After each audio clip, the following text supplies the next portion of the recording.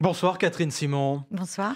Vous êtes la présidente d'InnoRobot, le grand salon annuel du robot, de la robotique, et vous êtes avec nous ce soir parce que les ventes de robots industriels s'envolent. La Fédération internationale de la robotique vient de faire le bilan. L'an dernier, les ventes de robots ont augmenté de 16% dans le monde. Et si on regarde la France, simplement la France, là c'est plus 39%. Que font ces robots et ces nouveaux robots dans les usines, Catherine Simon? Alors, on a mis un petit peu de temps à avancer dans la robotisation de notre industrie et investir dans notre équipement. Aujourd'hui, les robots industriels, vous en avez deux sortes, qu'on appelle aujourd'hui traditionnels. Donc, le robot derrière des cages, qui est plutôt un automate qui répète de façon inlassable le même geste de façon très précise et très rapide. Et puis, la nouveauté, l'innovation, c'est le robot collaboratif, donc qui sort des cages, qui est doté de capacités sensorielles, donc il comprend et perçoit son environnement et du coup peut travailler aux côtés des hommes. Que peut-il faire par exemple, le robot ou les robots les plus courants dans nos usines? Alors, ils font de la soudure, de la peinture, ils percent des trous, ils déplacent des pièces de très grande capacité ou avec un très grand poids. Il peut aller dans des milieux hostiles Oui, donc où oui, l'homme ils ne se peut pas déplacent aller. eux-mêmes, hein. Ils déplacent des Ils choses et ils déplacent se des déplacent objets. eux-mêmes. Alors maintenant, ils deviennent mobiles. Et pourquoi ils deviennent mobiles? C'est parce qu'on les dote de capteurs qui leur permettent de ressentir, de sentir leur environnement. Donc là, il y a un obstacle, ils vont l'éviter. Il y a un trou, ils vont pas y aller.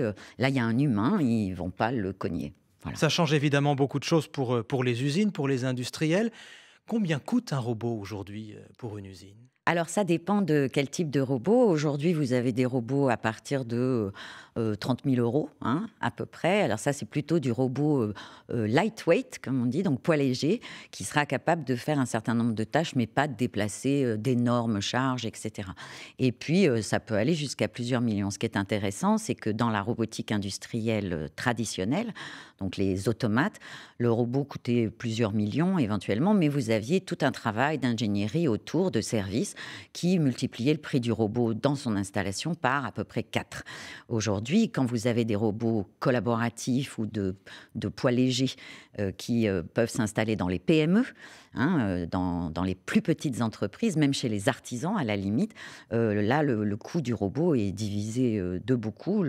Voilà, ça commence à 30 000 euros et donc l'installation Et d'une c'est manière plus du générale, tout le c'est même 100 modèle 000. économique en fait. Alors, on se pose beaucoup de questions sur le modèle économique. C'est un modèle économique éventuellement à réinventer. On parle du robot as a service, au même titre qu'on avait software as a service. On parle de location de robots. On parle de robots flexibles que l'on va pouvoir déplacer et modifier ses tâches au fur et à mesure des besoins. Si on regarde pays par pays, et là c'est intéressant aussi, on voit qu'il y a toujours beaucoup moins de robots dans les usines françaises que dans les usines allemandes. Comment l'expliquez-vous? Alors d'abord, les Allemands ont conservé une forte industrie automobile. Les robots industriels aujourd'hui vont beaucoup dans l'industrie automobile et c'est l'industrie électronique qui est en train de prendre le pas de la croissance.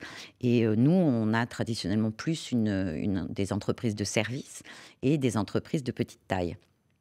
Donc, on a fortement robotisé notre industrie automobile, mais pas assez. Et puis, on a plutôt délocalisé, ce qui n'était pas forcément une bonne idée. Alors, en même temps, on a plus de robots que les Anglais, on a plus de robots que les Espagnols. Il ne faut pas faire que du misérabilisme. Mais oui, on en a moins que l'Italie, à peu près moitié moins, et un quart de moins que les Allemands. Et les ventes en France, on l'a dit, progressent énormément. En tout cas, c'était le cas l'an dernier. Est-ce que cette tendance se confirme là, dans cette Alors, deuxième partie de 2017? cette tendance se confirme justement grâce aux innovations robotiques. Aujourd'hui, le coût d'un robot est bien inférieur puisque ces nouveaux robots collaboratifs arrivent sur le marché de façon importante. Quand on parle de robots, Catherine Simon, on parle forcément d'emplois. Aujourd'hui, la robotisation détruit des emplois. Pardon pour le cliché, mais c'est Non, ce que non. disent de plusieurs manières toutes les études sur le sujet. Est-ce que ça, c'est une bonne nouvelle? Alors, en fait, il n'y a pas de corrélation. Hein, je suis désolée de démentir ça. Je crois qu'il n'y a pas de corrélation. Le pays avec la plus forte densité robotique, c'est-à-dire le plus grand nombre de robots par 10 000 ouvriers dans les usines, c'est la Corée avec 631 robots pour 10 000 ouvriers et leur taux de chômage, c'est 3,9%. L'Allemagne, extrêmement robotisée, a un taux de chômage inférieur au nôtre. Donc je pense qu'il n'y a pas de corrélation. Il y a quand même beaucoup d'études universitaires. Je voyais récemment une étude américaine du MIT et de l'université de Boston qui a calculé que dans une usine de 1000 ouvriers, quand on introduit un robot, on supprime 6 postes. Alors, ça ne veut pas dire Et qu'il n'y a certaines pas... sont beaucoup plus alarmistes encore. Oui, oui, oh, bah, il y en a qui disent 50% des emplois menacés. Alors, quelque part, je pense qu'il faut le faire de deux façons. La réponse, elle est de deux façons. La première, c'est qu'il n'y a pas de corrélation évidente, mais oui, il y a une transformation des métiers, des postes.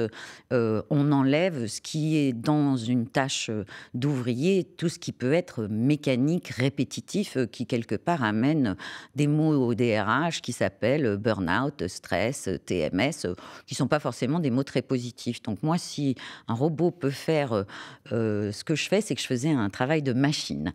Après, en ce qui concerne cette transformation robotique annoncée, on ne la vit pas encore tant que ça. L'accélération, elle arrive. Elle est devant nous dans les 15-20 prochaines années, parce que ça va envahir aussi des entreprises de services, nos hôtels, nos magasins.